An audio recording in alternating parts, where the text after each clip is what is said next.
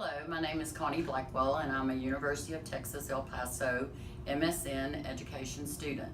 Today I'm going to be performing a full head-to-toe assessment for my advanced assessment class.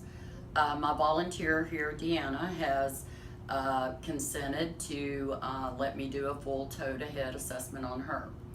Prior to coming into the room, we did a full physical history, medical and social.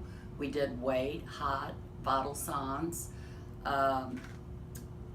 We did some labs and an EKG.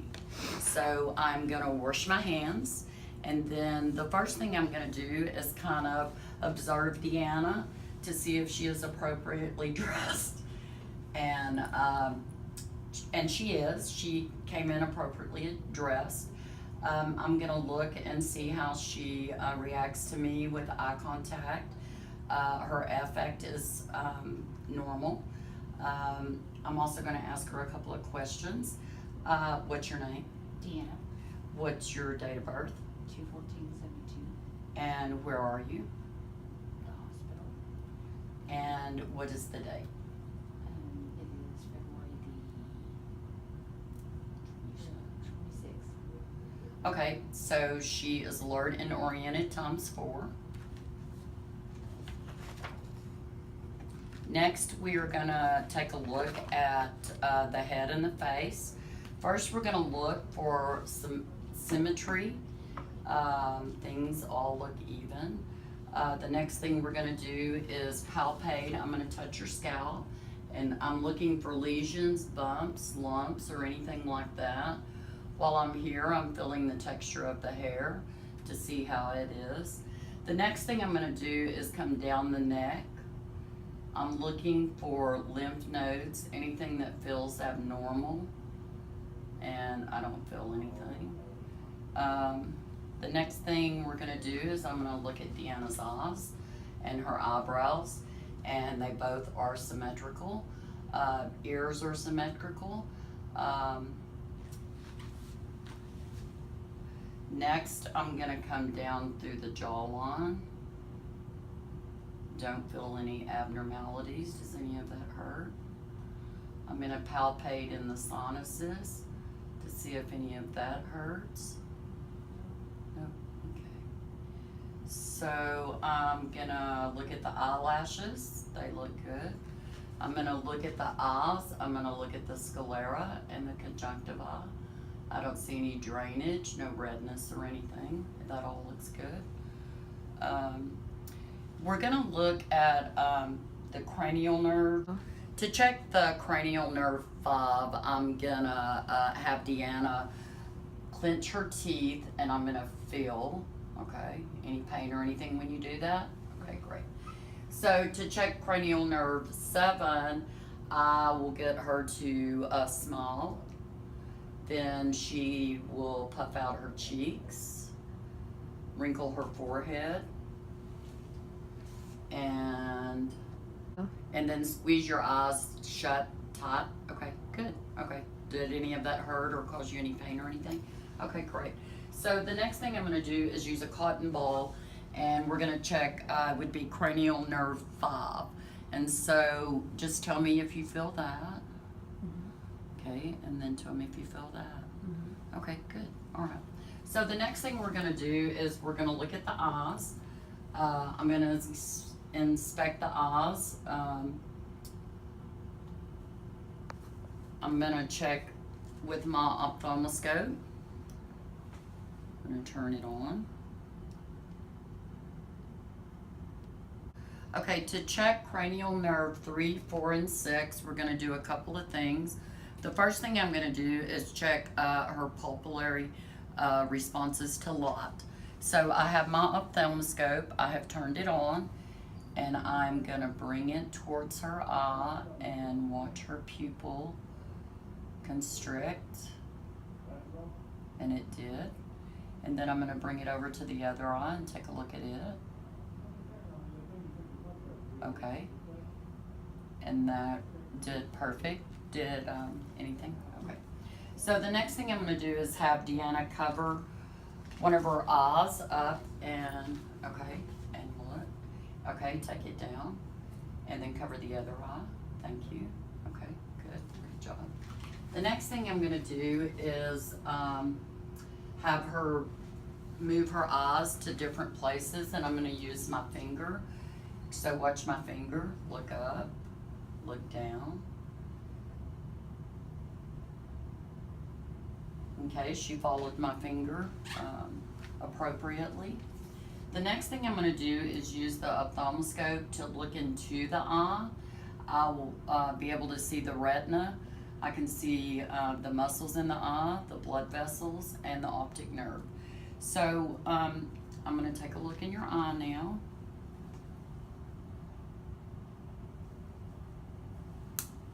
And turn the ophthalmoscope on. Okay, so I'm gonna have my finger here.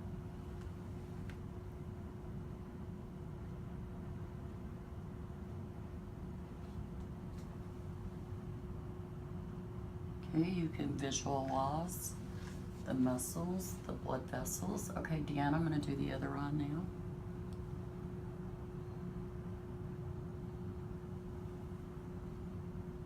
Okay, I can see the retina and the muscles and the blood vessels. Okay, thank you very much. Okay, next, we're gonna take a look at the ears.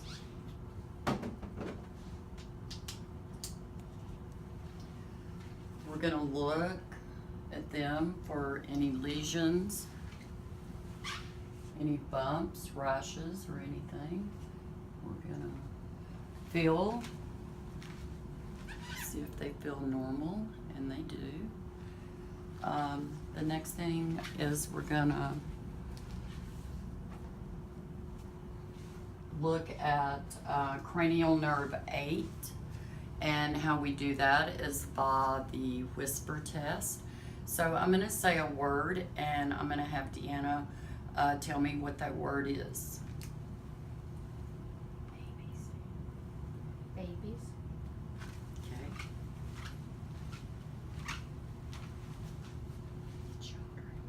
Children. Okay, she did that good. So that tests the cranial nerve 8. The next thing that we're gonna do is inspect the canals of the ear. I'm gonna turn my otoscope on. I'm gonna look in the ear. Everything looks good. I'm gonna pull the auricle down, and I'm gonna look into the ear canal. And I see the tympanic membrane. It is pearly and gray, as it should be. And I'm gonna look in the next ear. Everything inside looks good. And it looks pearly and gray, as it should. The next thing I'm gonna do is look at the nostrils. If you'll just tip your head back a little bit. I'm looking inside for the mucosa. It is moist. It doesn't look dry or red or anything. The next thing I'm gonna do is take a look in your mouth. As I'm doing this, I'm looking at the teeth, the inside of the mouth, at the tongue. Lift your tongue up. Okay, everything looks good. That, when we're looking in the mouth, we can just test cranial nerve 8. It is the movement of the tongue. We also can check cranial nerve 9 and 10. We're gonna use a tongue depressor to do that. And when I do that, I'm also going to be looking at the back of the throat, at the vulva, and see if everything is in line as it should be.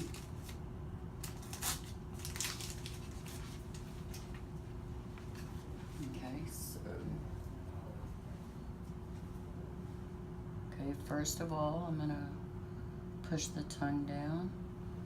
Everything is in place, and then I'm gonna now say ah. Okay, perfect. Okay, everything looks good. Go. So one of the things that we're gonna do with the tuning fork is we're gonna do the Weber and the wine test.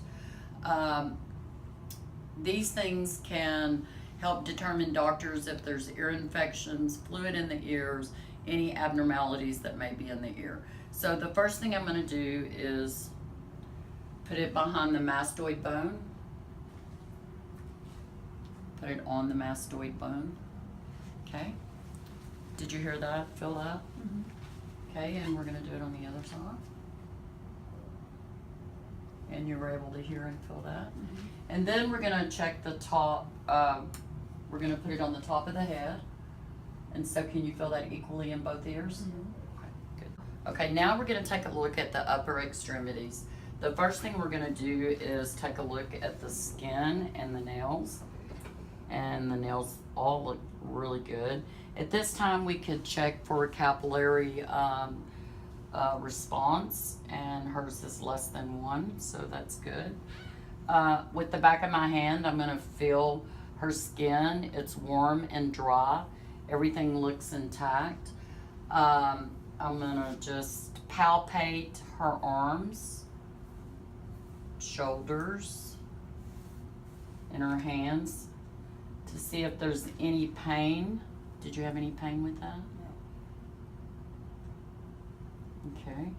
Everything is symmetrical and in order. We're gonna test range of motion on her joints. So the first thing we're gonna do is I'm gonna get you to lift your arm up and then back down. And then we're gonna go to the side. Okay, very good. Okay, then we're gonna do the next arm. We're gonna go up and then down, and then we'll come to the side. Okay, very good. So the next thing we wanna do is the fingers. So I am gonna put my hands underneath, and when I push forward, you push down. Okay, strengths of the fingers are very good. Your wrist, I'm gonna have it here, and when I push it towards you, you resist. Okay, very good. Next hand, okay. Very good strength. We're gonna do that with the elbows also. Okay, good. Good. And then I'm gonna do the shoulders. So push your shoulders up, and when I try to push them down, okay, good, good.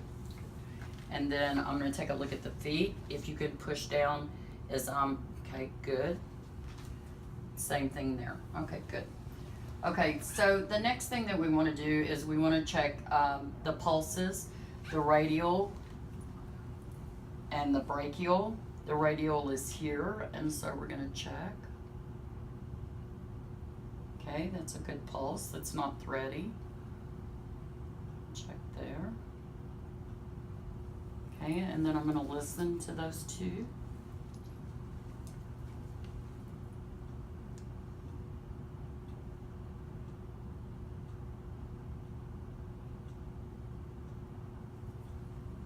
Okay, and then I'm gonna listen to this one. Okay, I'm gonna take a look at her feet and legs while she's sitting on the table. The skin is warm and dry to the touch. I don't see any swelling. I'm gonna take your sock off, Deanna. Is that okay? Yes. Okay, I'm gonna inspect the feet. Everything looks good. I'm gonna check for capillary refills on her toes. I'm gonna check the strength. So push against. Okay, good, good. Toes all feel good. While I'm here, I'm also gonna check for a tibial pulse.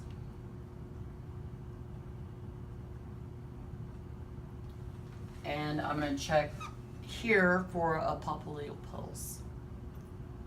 Okay, those are good, even. I'll put your sock back on you. Thank you. Okay, the next thing we want to do is look at the back and the posterior chest. We're going to inspect the skin. I'm going to undo your gown, Deanna. And then cover you up there. Okay, inspecting, we're gonna look at the skin. We're gonna look at the thoracic configuration. Everything looks good. Symmetry of the shoulders looks good. We're gonna inspect, palpate the scapula on each side. Okay, any pain or anything there? Okay, I'm gonna take both hands and I'm gonna check for phreatus. Okay, could you cough? Okay, you feel the vibration there when you're checking there, that's good. So I'm gonna palpate and percuss okay, so on the back we can, I'm going to percuss. There are two different ways. There's direct and indirect. Direct is with the fist and you will tap on the back. And depending on the sounds that you hear can determine different disease processes. The indirect percussion is with the fingers. And so you would tap with your finger.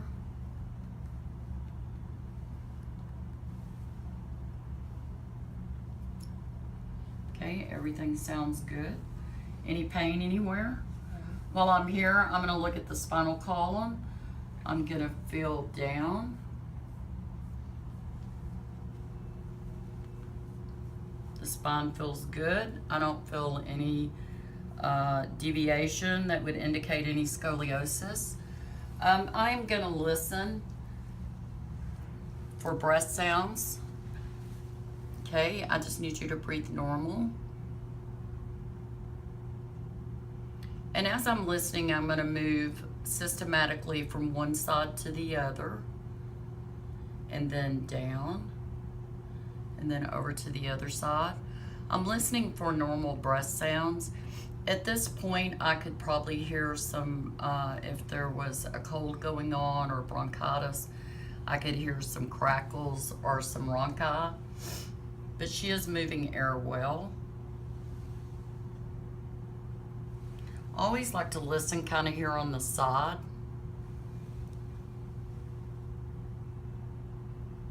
Okay, and everything sounds good. I don't hear anything abnormal. Okay. Okay, now we're gonna check the front anterior chest, heart, and lungs.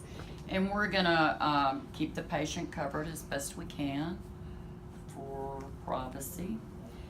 We're gonna look at the skin. We're gonna look at the symmetry of the chest and the thoracic area, and it all looks good. Okay, so I am gonna listen to her respirations, the same as we did on the back.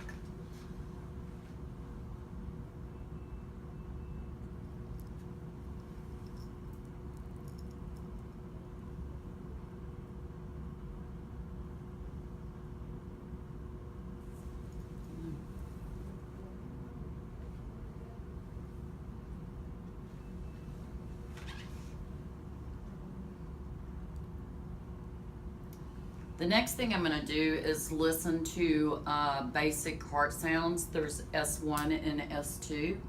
The S1 and S2 are the most distinct. The S3 and S4 are normally not heard. Sometimes you can hear them. The S1 is the closure of the mitral valve and the tricuspid valve. The S2 is the closure of the aortic and the pulmonic valve. And those are the end of systole. This S1 is the beginning of systole. So to listen to the aortic valve, we are going to put the stethoscope at the second intercostal space on the right.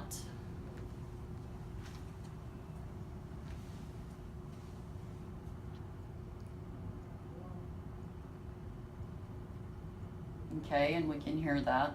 The next thing we're going to do is listen to the mitral valve, which will be in the fifth intercostal space, and that is at the apex of the heart.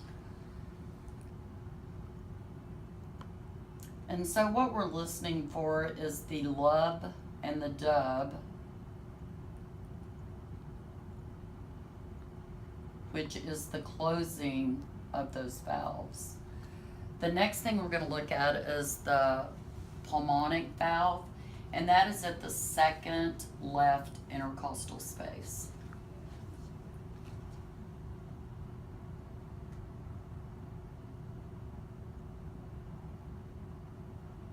And the next one we're gonna listen to is the tricuspid, and that is gonna be at the fourth intercostal space.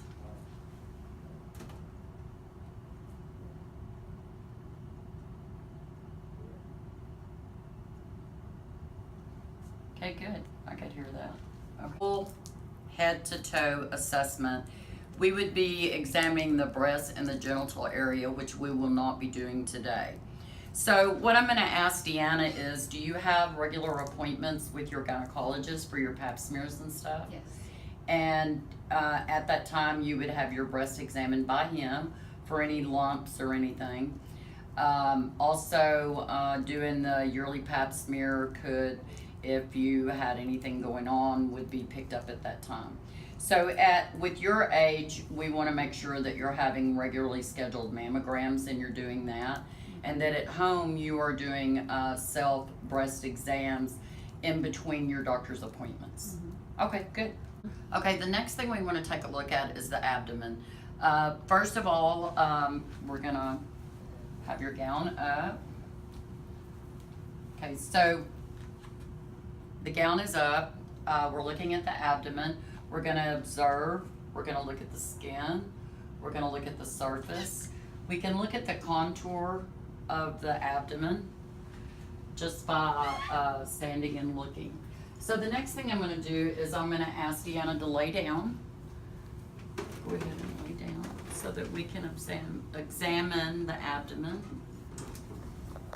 Okay, that does not come up. Okay, so we want our patient to be comfortable. Let me see if I can find something to put under her feet so that she is comfortable. There we go. All right, so I'm gonna bring the gown up. We would have a sheet over her leg area. Okay, so the first thing we're gonna do is listen for bowel sounds. There are the right upper quadrant, the left upper quadrant, left lower quadrant, and right upper quadrant. In the middle here is the umbilical, and down here is the hypogastrus. The first thing we're gonna do is percuss. We're gonna lightly do that with the fingers. When you get on top of certain organs, you'll have a dull sound. You can also hear fluid if it's any accumulation, and there's not. Okay, so if a patient had an abnormal abdomen, they would have ascites, which is fluid filled, or the abdomen may be distended, which is a belly with air in it. The next thing I'm gonna do is palpate the stomach. Does any of that hurt, Deanna? No. Okay. Okay, now I'm going to palpate the liver. And when you're palpating the liver, you can feel the borders of it.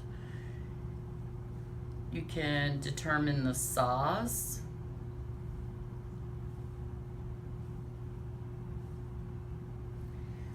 Over on the left, you can feel for the spleen. The spleen's a little bit harder to feel because it's a little bit deeper.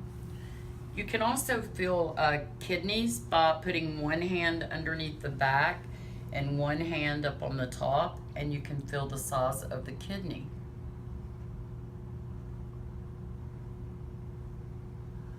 Okay, so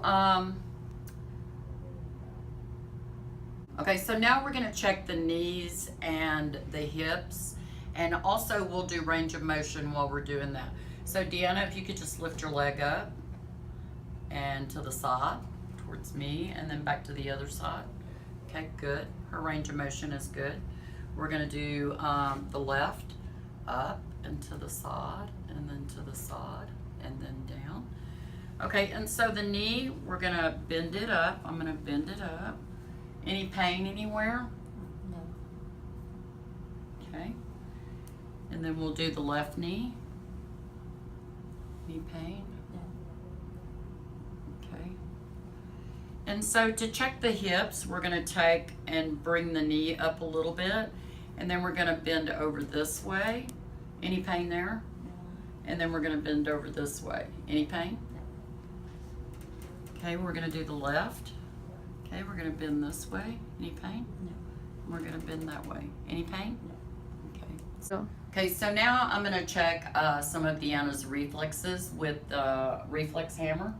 Okay, the first one I'm gonna do is on the wrist.